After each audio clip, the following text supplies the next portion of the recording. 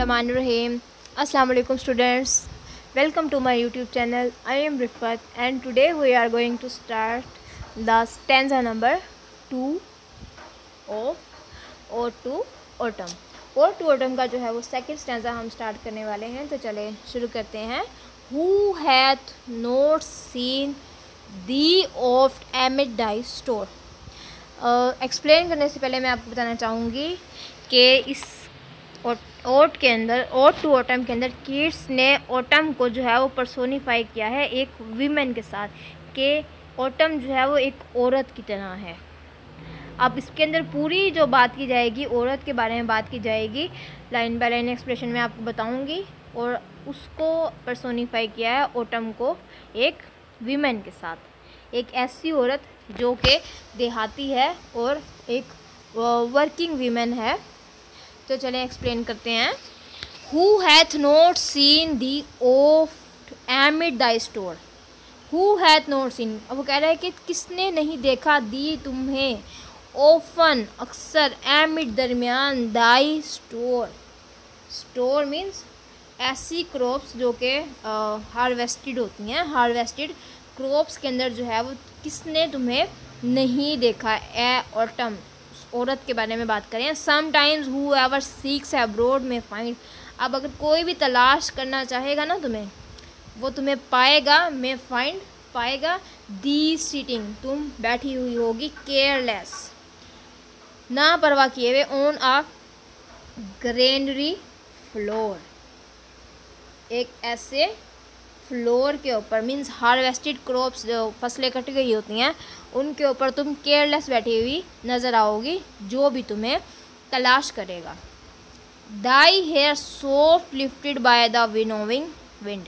Winnowing wind मतलब ऐसी जब हवा चलती है अपने साथ जो है वो तूड़ी को भी साथ मतलब लेके आती है, कचरे को अपने साथ लेके चलती है.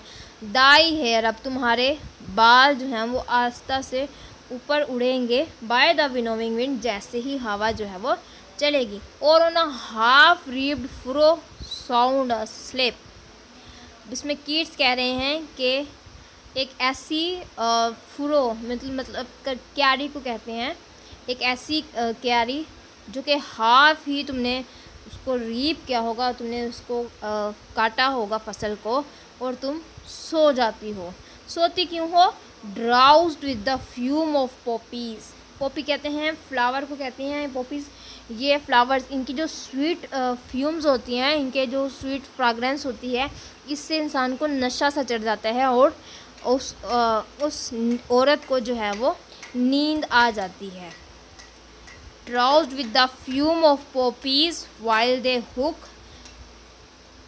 जब तुम काट रही होती हो. Spares the next swath, means एक जगह से दूसरी जगह से जो तुम सेपरेट कर रही होती हो. एंड ऑल स्ट्रेंड फ्लावर्स, और जो इर्द गिर्द बचे हुए हैं. एंड समटाइम्स लाइक अ ग्लीनर, और कभी कभार जो है तुम चुनने वाली बनती हो. सिट्टे चुनने वाली नहीं होती औरतें, जैसे ग्लीनर उसे कहते हैं. दो दोस्त कीप स्टडी, अगरचा तुम जो हो वो मुसलसल काम करती हो. Thy laden head across of brook. अब तुम्हारे पास जो है वो एक स्ट्रीम, मतलब ब्रू कहते हैं स्ट्रीम, एक नदी भी बह रही है. और by a cider press with patient looking, या फिर सीडर प्रेस के पास बहुत ही आरजू के साथ देख रही होती हो. Thou watchest the last oozings hours by hours. Last oozings means कतरे कतरे गिरना. इसका एप्पल का जूस जब बन रहा होता है वहीं पर ये, तो उसके ड्रॉप्स गिर रहे होते हैं, तो ये वहाँ पर उसको बहुत ही ज़्यादा गौर से देख रही होती है. इस पूरे स्टैंजा के अंदर ना कीट्स ने 4 इमेजेस को यूज़ किया है. तो चले मैं आपको लाइन बाय लाइन एक्सप्लेनेशन के साथ जो है वो इन चारों जो इमेजेस हैं उनको एक्सप्लेन करूँगी मैं. In the second stanza autumn is personified as a reaper और अ हार्वेस्टर. सेकेंड स्टैंजा के अंदर ऑटम को पर्सोनिफाई किया है, एक हार्वेस्टर को मतलब फसल काटने वाली को, या फिर रीपर को क्रॉस्ड अ ब्रूक जो कि एक नदी को पार करती हैं, वॉचेज अ सीडर प्रेस, और एक जो है वो सीडर प्रेस को देखती है। हाँ जी, देखती है। सीडर प्रेस मीन्स उस मशीन की तरफ देखती है जहाँ से कतरे गिर रहे होते हैं जूस के। Kids ask are rhetorical question. अब एक अजीब सा सवाल जो है वो किड्स पूछता है, who has not seen the of time store. The word store, यहाँ पर स्टोर जो है बताता है कि बहुत ज़्यादा क्रॉप्स है, means abundance of crops, and one night think of a barn या फिर grain with the most recent harvest. The poet has personified autumn in 4 different images. अब उसने पर्सोनिफाई किया है ऑटम को 4 डिफरेंट इमेजेस के अंदर। अभी मैंने आपको बताया, चलिए अब मैं आपको एक एक इमेज को जो है वो एक्सप्लेन करके आपको बता देती हूँ। In first image we can see autumn sitting carelessly on a granary floor. मैंने आपको बताया ना कि वो जो है वो बेपरवाह होकर ग्रेनरी फ्लोर के ऊपर जो है वो बैठी हुई है। ये उसका फर्स्ट इमेज कह लें, उसका फर्स्ट जो है वो इमेज था कि वो बहुत ही बेपरवाह होकर ग्रेनरी फ्लोर पर बैठी हुई है। And her here is being lifted softly by the blowing wind. और उसके जो बाल हैं वो आहिस्ता आहिस्ता से उड़ते हैं जैसे ही हवा चलती है। विनोइंग विंड, जैसे ही हवा चलती है। इन द सेकेंड इमेज, और फर्स्ट इमेज के अंदर ये भी बताया हुआ है कि which is blowing to separate chaff from grains, means ऐसी हवा जो कि तूड़ी को जो है वो ग्रेन्स मतलब अनाज से, गंदुम यहाँ ले लें आप, उसको गंदुम से तूड़ी को अलहदा करती है। वो वाली हवा जब चलती है तो उस औरत के बालों को भी हिला देती है। ठीक है।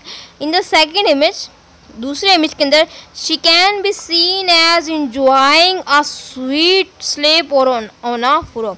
सेकेंड इमेज के अंदर बताते हैं कि वो जैसे ही पॉपीज़ फ्लावर की जो खुशबू उसके पास आती है ना, तो उसको बहुत ज़्यादा इंजॉय करती है। उसका दिमाग जो है वो नम हो जाता है, मतलब सुन्न हो जाता है, और वो सो जाती है वहीं के वहीं। उसके सामान जो है, उसकी जो क्यारी होती है, आधी जो है वो की होती है, उसने काटी होती है फसल, और आधी जो है वो उसने नहीं काटी होती, वो सो जाती है।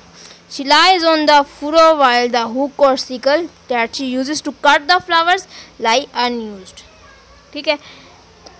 अब नेक्स्ट इमेज के अंदर बताता है कि वो हमें ग्लीनर की तरह लगती है। ग्लीनर मतलब चुनने वाली। Who gathers the ears of corn, जो कि सिट्टे उठाती है, left by the reapers, and her head seemed to be burdened with the loan of corn।